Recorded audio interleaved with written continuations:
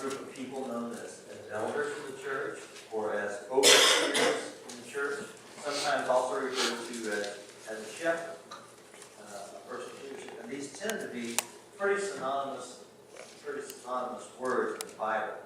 So if you will open to 1 Timothy, the 3rd chapter, we're going to look at most of the first 2 verses.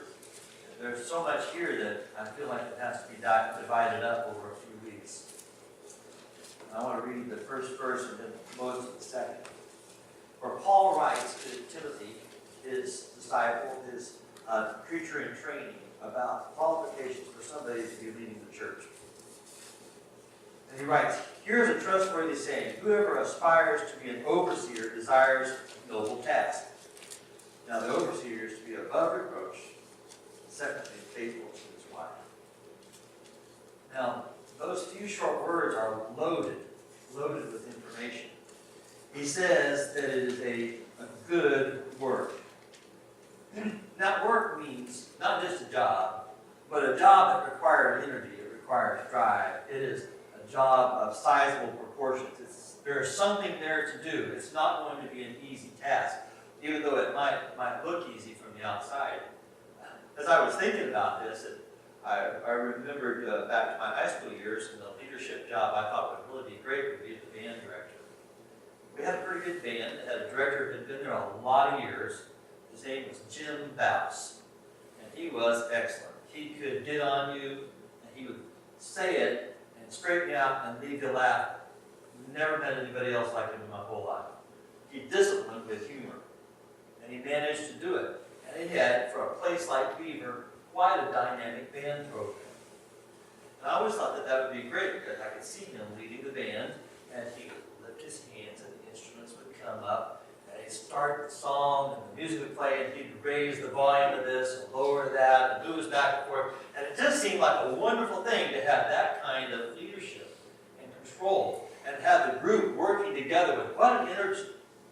I thought, man, that is something I would like to try one of these days. Now, I knew I wasn't talented enough to make that for my profession, but eventually I came back to my own hometown and I was the youth minister for a time. And as youth ministers happen, they get called to do substituting at school.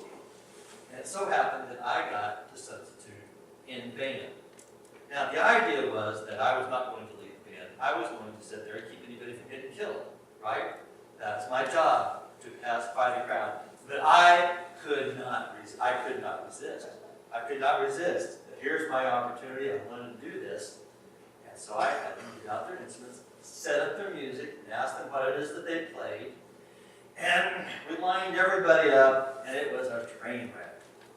Of course, because the kids were trading instruments and setting with instruments they didn't know. They didn't know I didn't know them or who they were. They knew that I didn't know the ins and outs of what's going on there, and I could sway my wand all I wanted to. I could not magically turn them into musicians for me. They were acting just like kids, right? You see, what I had forgot to account, that before I ever arrived in high school, Jim Bouse had been the band director for 12 years. The youngest people in the group, the oldest people in the group, the seniors even, by the time I got there, had been with him since they were in kindergarten. He knew them. They knew him. They worked it out together. They developed a respect between them and their director. The knowledge that if they tried anything, that he would figure it out and they wouldn't like the result. He had built that up over the years. You see, that's the kind of task it is to be a band director. You have to start at the bottom and work your way to the top. And that's the kind of work we're talking about as an elder. That kind of a relation, that kind of a connection with the people of the church, so as to be a person that can give them direction. There's a personal connection there. And it says not only that it's work, but it's a good work. It's an important work. It's a vital work. It's something that is needed. It's the pinnacle of purpose in the body of Christ to be able to lead people. And it is difficult. It can be dangerous. And it's definitely grueling. But it's a job, Paul says, that's worth it to the person who leads. It is worth it. Now, our problem with leadership is that we are humans. And we sometimes get it all backwards. And especially when we think of leadership in the church. Taking hold and we're really going to work this the way we think it ought to go. I'm reminded of Jesus and his disciples as he was training them up to be his followers and those that would carry on the message. And you would think, here's this perfect group of guys, and they're just all together, and they have the Spirit, and they're moving, and they're just going to be right there for each other. But as we can see in the call to worship, we read Matthew 20, chapter 20, verses 20 through 22, that the disciples were full of conflicts and grasping for power, even because two of these brothers came with their mother, had their mother ask for them, that they would take the preeminent positions in the kingdom, asking that Jesus would promote them over all the others. This is James and John. Jesus called them the Boanerges, the sons of thunder, not because their voices are loud, but because of their attitude in the world. Here they are, they're grasping for power in the group. This is the same two guys that when Jesus and his disciples were crossing Samaria, they came to a town, and they were going to preach and teach, and Jesus sent messengers in to say, we're coming, and the city said, no, thank you. Go away. We don't want any of that today. Go away. And James and John, do you remember their response? They said, Jesus, do you want us to call thunder and lightning down and destroy this place? You see? Here's leadership for you. How dare they refuse this wonderful ministry? How dare they turn their back on these good Jewish guys who want to come and teach them? How dare they? And they were insulted, not for the kingdom, but for themselves, you see. And this is the problem. Here are these guys that are trying to lead.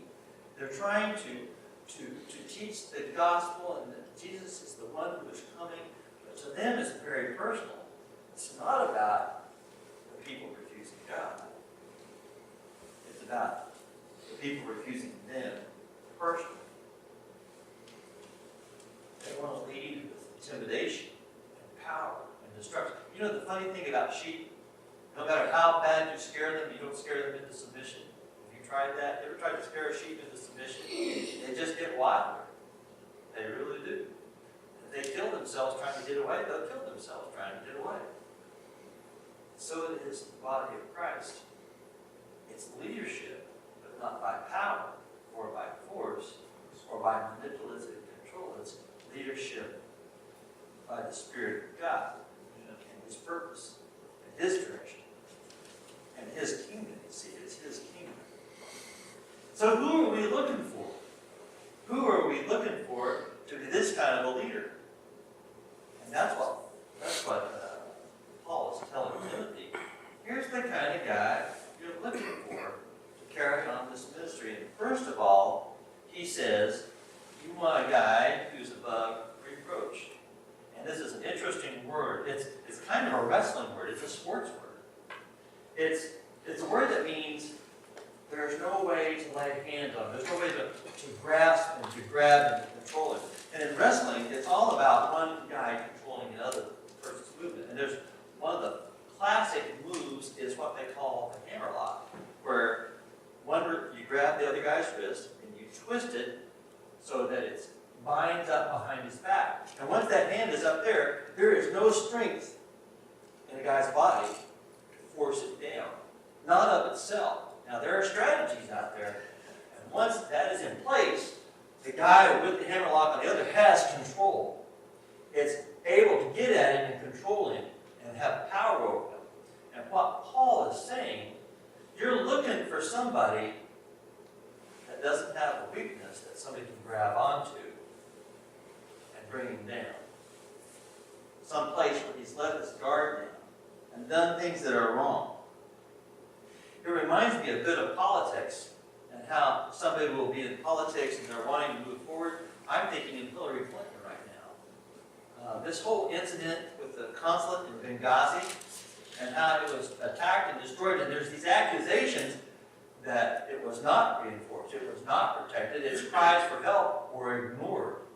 Accusations or not, depends on who you ask, doesn't it? But this is the kind of thing that weakens a person's political career.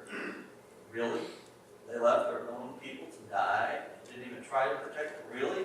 Is this who we want for president? You see, there has been left open a handful in her political background